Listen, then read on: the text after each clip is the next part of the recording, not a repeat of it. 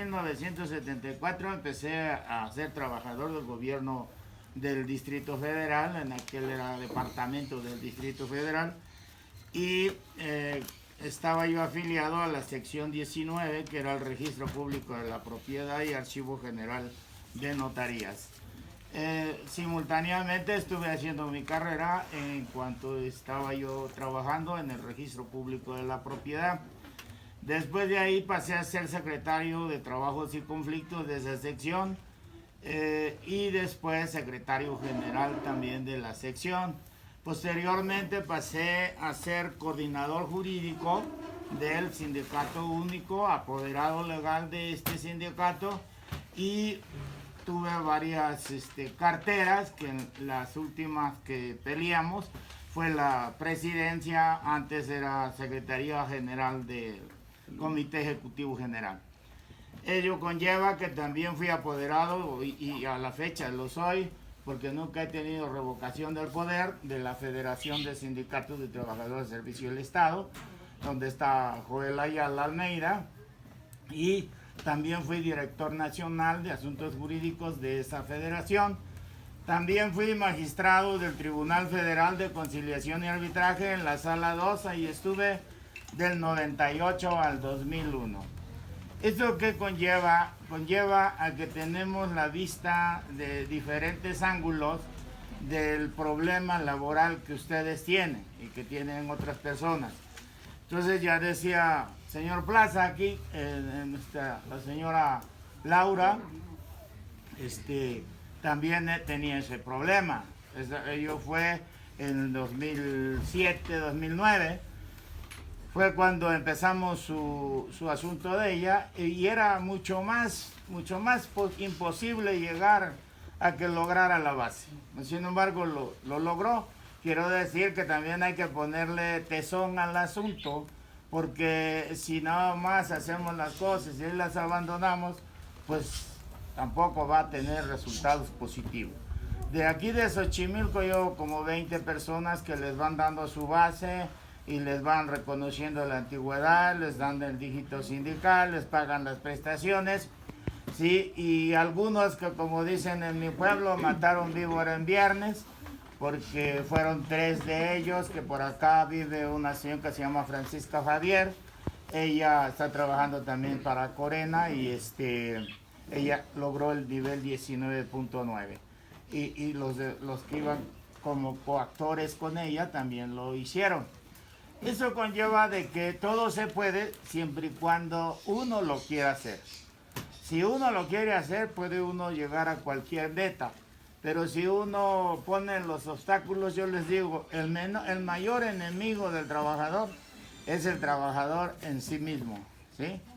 Nomás nos vemos al espejo y ahí vemos a nuestro enemigo, porque nosotros somos los que nos ponemos las barreras, ¿sí? Entonces, eso es lo que ha habido. Yo les digo, yo antes de iniciar los estudios aquí, yo trabajaba en el ingenio del Modelo, pero ahí tenías que hacer cola, teníamos que acostarnos en una de estas de cemento, en una banca de cemento, a esperar turno, a ver cuándo te llamaban, a estar las 24 horas ahí, no creas que cuando ya hubiera chance te hablaban, no, tenías que estar ahí. Te daban turnos de un día a la semana o de 3 días, pero nunca mayores, pero ahí estabas, ¿sí? Entonces, por eso entiendo yo, cuando se tiene necesidad, cuando se tiene hambre y se tiene familia a la que hay que responderle, pues es como hay que entender. Ahora, desafortunadamente, de los 90 para acá, el sindicalismo ha ido en decadencia y ya pisó tierra. Entonces, ¿por qué razones? Simple y sencillamente todos quieren vivir holgadamente y con mucha deslumbre, y al final de cuentas no les interesa la clase trabajadora. Entonces, eso es lo que ha habido, un olvido de la base trabajadora. Entonces, por esa razón también nos hemos dado a ir a las delegaciones, a hablar con las personas que están en sus condiciones de ustedes. Hay grupos, hace poco hicieron una manifestación, se fueron ahí a Fray Servando, Y en el grupo que estaban, yo les dije, si quieren les asesoro. Dice, no, este es movimiento de los trabajadores. Ok, ahí está. ¿Cuál fue el resultado que tuvieron? ¿Sí? Les dieron un tabulador que les bajaron el sueldo de lo que estaban ganando. Entonces es una burla. ¿Sí? ¿Y por qué razón? Porque no saben cómo pedir las cosas, no saben cómo fundamentar las cosas. Todos los trabajadores de base tienen determinados derechos y todo el que trabaja tiene también determinados derechos. Aquí le voy a señalar, por ejemplo, el artículo 123 se divide en tres incisos, A, B y C. El A es para los trabajadores comunes y corrientes, que se les llama, que son los de obreros, los campesinos, los jornaleros, etcétera. Rige a ellos, lo que es el apartado A. Y el apartado B rige a todos los servidores públicos, excepcionalmente a los de los organismos públicos descentralizados. Esos organismos públicos descentralizados, por mandato constitucional, se rigen por el apartado A, pero son servidores públicos. Nadie les puede quitar esa condición de que son servidores públicos. Ahora bien, nosotros ahorita lo que hemos visto y lo que nos comentaba Agustín es la problemática que tienen ustedes en relación a que muchos de ustedes fueron basificados con el nivel 4.9 y 4.69 y que su salario es el 50% de lo que realmente les debe de corresponder. Y bueno, la misma jefa de gobierno en 2 o 3 entrevistas que ha tenido y que se ha referido a ustedes, dicen que fueron contrataciones irregulares. ¿Qué trata de entender ella? Ella no es abogada, ella es creo que química o ingeniera. Entonces no sabe diferenciar. ¿Sí? En esta materia no hay irregularidades, hay trabajadores nada más, y A y B. ¿Sí? Entonces el mismo artículo 123 constitucional dice claramente en el apartado B, todo trabajador, dice, a trabajo igual, salario igual. O sea, no está hablando de que si me caes bien o si yo te aprecio, no, simple y sencillamente es lo que tú estás haciendo. Lo que se va a valorar es la función que tú estás haciendo. Ustedes que tienen el nivel 4.9, 4.69, ese nivel formalmente no existe, ¿sí? Y a estas alturas menos debería de existir, por una razón. No sé si recuerden que ahorita en las noticias, en el 2019, se ratificó el convenio 98 de la OIT.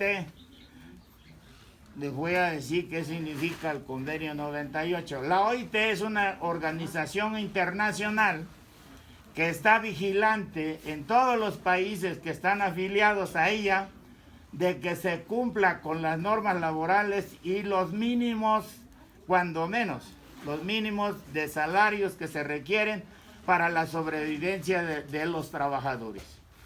Pero este convenio 98 trae una situación de orden político, de fondo. ¿Por qué razón? Porque Estados Unidos lo apoyó y la Federación de Sindicatos de Estados Unidos presionó al Congreso de Estados Unidos para que obligaran a todos los países de Sudamérica y Centroamérica, incluyendo a México, a que ratificaran ese convenio 98. ¿Y por qué razón? Porque ese convenio 98 tiene la obligación, del que lo ratifique, tiene la obligación de dar salarios, ¿sí? Pero más allá de lo que ustedes puedan considerar, porque aquí tienen el salario mínimo, es el 8.9, ese es el mínimo base. Y a ustedes les están dando el 4.9 y el 4.69, que son 3,000 y tantos pesos. Pero aparte de eso no les pagan las prestaciones que tienen las condiciones generales de trabajo. Y son varias prestaciones que se tienen. Entonces, esa relación laboral que tienen ustedes con ese salario contraviene el tratado internacional que es el 98. Y bueno, podrán decir, ¿y a nosotros qué fregados nos interesa eso? Pues ese es el sustento que ustedes tienen para poder reclamar un salario digno. Pero la representación sindical, aparte que no tiene interés, ¿sí?, tampoco le conviene estar peleando con el patrón, porque entonces pierde prerrogativas, ¿sí? Y lo que ellos buscan son sus prerrogativas. Ahora, ¿por qué nosotros lo hacemos? ¿Sí? En primer lugar, sí, porque esas condiciones que tienen ustedes están demasiado bajas, por no llamarles de otra manera, ¿sí?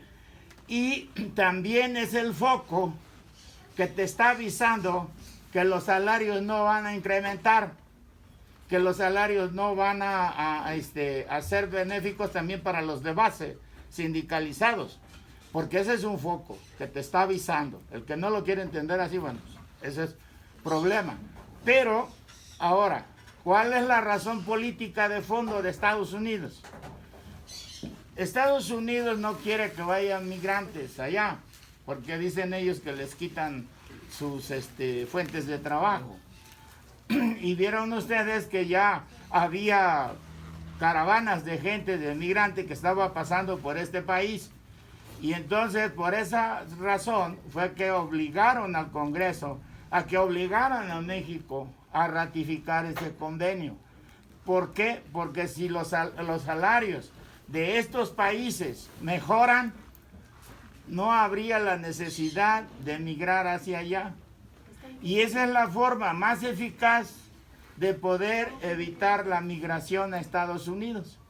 No las armas, no las bardas, porque si ustedes vieran cómo había gente nacional con ciudadanos que subían con tanta facilidad los tubos esos y se brincaban la barda. O sea, no los detiene, la necesidad no los detiene. Entonces, eso es lo que sucedió. Entonces, vieron que eso era lo más viable. Entonces, México, en el 19, ratificó ese convenio 98, pero por presión de Estados Unidos. El convenio ya tiene mucho tiempo de existir. Ahora, otro convenio que existe desde 1941 y México lo ratifica en 1957 es el convenio 87, que es el que da la libertad sindical, que es la que no hemos tenido en toda la vida, porque el sindicato no es libre. Es reo de las ambiciones, reo de grupos que se amafian. Tan es así que ha habido extorsión a muchos trabajadores de ustedes y trabajadores de nómina 8 o de estabilidad, sí, de estabilidad laboral, los han estado extorsionando para que tengan derecho a que les sigan contratando. Les dicen, bueno, si haces esto, ya tienes el contrato que viene. Si no lo haces, no va a haber contrato. O, en su caso, hubo quienes también les estuvieron diciendo, ¿sabes qué? Te tienes que mochar. Cada quincena que te paguen, te tienes que mochar. Y bueno, la necesidad es cabrona. Y aunque tengamos mucha dignidad, aunque tengamos mucha honradez, ¿sí?, nosotros nos volvemos parte de eso, porque también tenemos necesidad de llevar comida a la casa, ¿sí? Pero yo creo que nadie está a gusto de que le estén quitando parte del salario, de su esfuerzo personal por esa situación. Y que son, a nivel ciudad, son más de 30 y tantos mil trabajadores en esas condiciones. Si nos ponemos a ver que a todos los están extorsionando de esa forma, o de otra forma, es también la forma política, ¿sí? Los agarran, los citan para días no laborables o horas no laborables y los mandan a hacer actividades de la comunidad. a pintar bardas, pintar banquetas, a podar árboles, a podar jardines, etcétera. Y esas no son actividades de gobierno, ¿sí? Salvo cuando se está haciendo en forma ordinaria. Pero ahí ustedes sí tienen una seguridad social, ¿sí? ¿Por qué razón? Un trabajador que sale en horas inhábiles, en días inhábiles, a hacer esos trabajos, y si tiene un accidente, no se lo van a reconocer como accidente de trabajo. Y van a perder todo por querer conservar o preservar un poco de lo que tienen, ¿sí? Entonces, deben de saber ustedes, aún los de base, no estoy hablando nada más de los que están en sus condiciones, pero los de base pues no van, así de fácil, los invitan pero no van, salvo que tengan algún entendido con el jefe de la unidad o del sector, es como ahí acceden a eso, pero porque tienen tiempos extras, porque tienen guardias, porque le dan la plaza al amigo, al cuñado, a la prima, a la sobrina, y de esa manera los están coaccionando, ¿no? Pero de otra forma no van. La generalidad de los trabajadores de base no van. Entonces, el problema no es que vayan, el problema es a qué se exponen, ¿sí? Además, ustedes ahorita, en las condiciones que están, ninguno de ustedes puede tener derecho a una pensión por invalidez o tal permanente o parcial permanente. ¿Por qué razones no tienen derecho? ¿Por qué? Porque no van a reconocerles como riesgos de trabajo eso. Una. Dos, que no tienen los requisitos para tener acceso a ello, ¿sí? Y van a fregarse, no nada más ustedes, van a fregar también a la familia. Y si tienen chavalines, pues ya también los pasaron a fregar, porque entonces los van a poner a trabajar, ya no van a ir a la escuela,